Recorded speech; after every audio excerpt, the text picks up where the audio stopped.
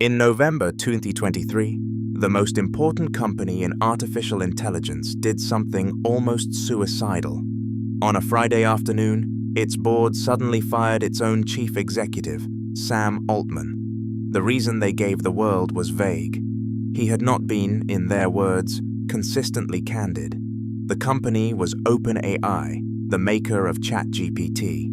Just a year earlier, ChatGPT had become the fastest-growing consumer product in history, reaching 100 million users in only 2 months. So when its creator was fired overnight, Silicon Valley went into shock. What happened next was chaos. Microsoft, which had poured billions into OpenAI, was blindsided. And then the employees revolted. Almost the entire company, around 700 of its roughly 770 workers, signed a letter threatening to quit unless Altman came back. 5 days after firing him, the board surrendered. Sam Altman walked back in as CEO, and the directors who removed him were gone instead. For one weekend, the company building humanity's most powerful technology had nearly destroyed itself from the inside. That was not a glitch, it was a warning. Because behind the record valuations and world-changing demos, OpenAI is a company at war, with its rival, with its investors, and most of all, with itself. This is the story of how the leader of the AI revolution suddenly became its most fragile empire. To understand the danger OpenAI is in, you first have to understand what it actually is. It is a company that burns money on a scale almost no business in history ever has. Training and running these models costs staggering sums. Every conversation with ChatGPT quietly spends real money on electricity and specialized chips. In a single year, OpenAI reportedly lost around $5 billion against roughly $3.7 billion in revenue. Read that again. It does not simply fail to profit. It sets billions on fire and bets the fire will one day light the whole world. To keep that furnace burning, OpenAI must raise more capital than almost any private company alive. In late 2024, it raised over $6 billion, valuing the company at $157 billion. Months later, reports put its valuation near $300 billion after a giant investment led by Japan's SoftBank.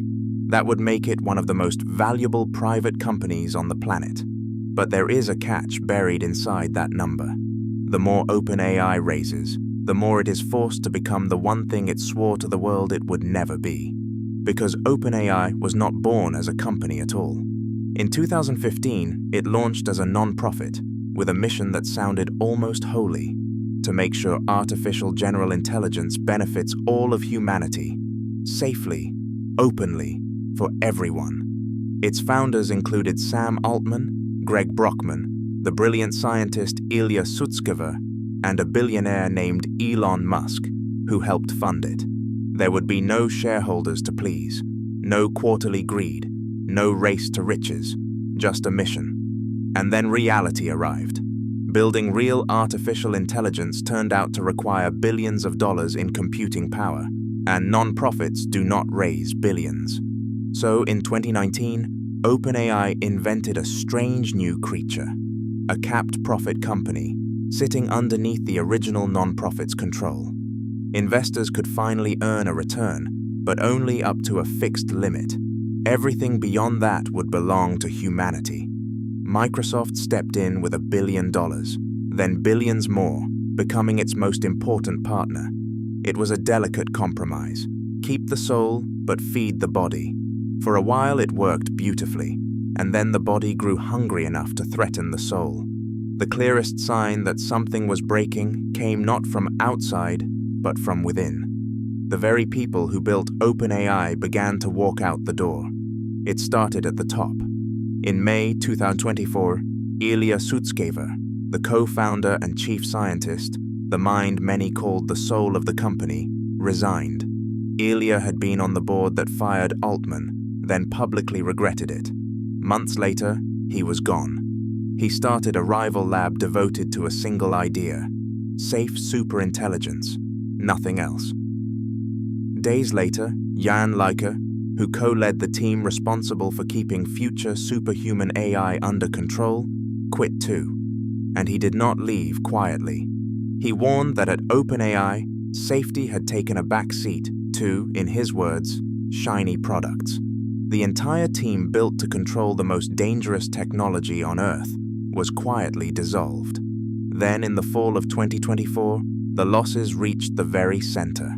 Meera Marathi, the chief technology officer, the woman who had briefly run the entire company during the firing crisis, resigned, and she did not leave alone. On the same day, two of the company's most senior research leaders announced they were going too.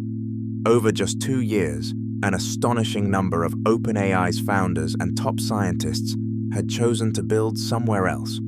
Some went to rivals like Anthropic. Some started new labs of their own. A few joined forces with Elon Musk. In Silicon Valley, talent is the only real moat. When the people who understand the technology best head for the exits, the market notices. Publicly, OpenAI called it normal turnover. Privately, it looked like something else, a slow vote of no confidence from the people who knew it best. While OpenAI bled talent from within, the walls were closing in from outside. The first threat came from a familiar face, Elon Musk. The man who helped create OpenAI had become its loudest enemy. Musk sued the company, accusing it of betraying its founding mission, of abandoning humanity for profit. And he was not just suing, he was building his own AI company and a chatbot named Grok to beat them. The second threat came from the sleeping giant that OpenAI had humiliated, Google.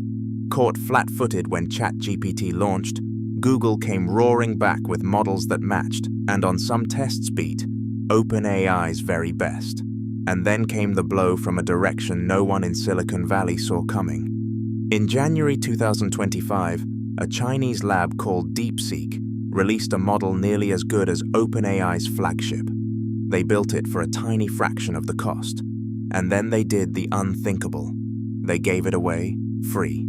Overnight, the core assumption behind OpenAI's entire business cracked in public.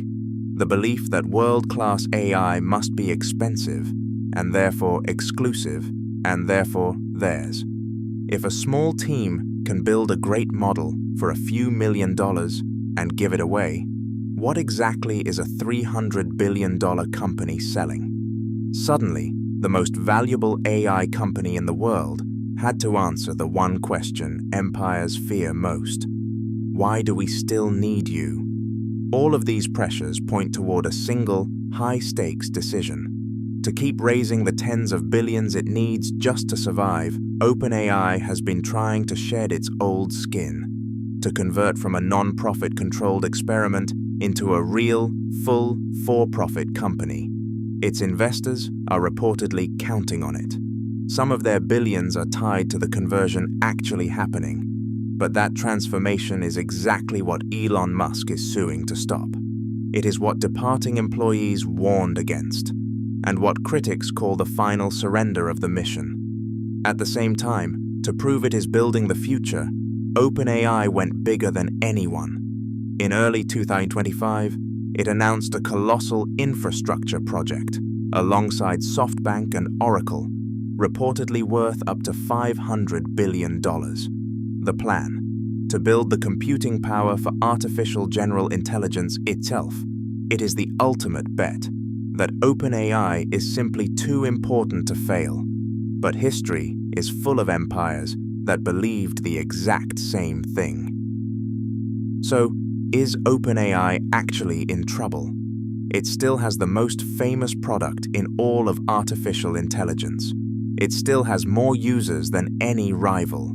It is still, on paper, one of the most valuable companies ever built in private hands. But power and safety are not the same thing. An empire can look invincible right up until the moment its own people stop believing in it, until its founders turn into enemies, and a stranger proves the whole thing could have been done cheaper. OpenAI set out to build a technology so powerful it could change everything. The final irony, may be this: the hardest thing to control was never the artificial intelligence. It was the company built to hold it. No empire is ever as secure as it looks, not even the one building the future. If a story like this fascinates you, subscribe to Artificial Empires and follow along as we uncover how these companies rise, rule, and fall. A new episode every week. Artificial Empires.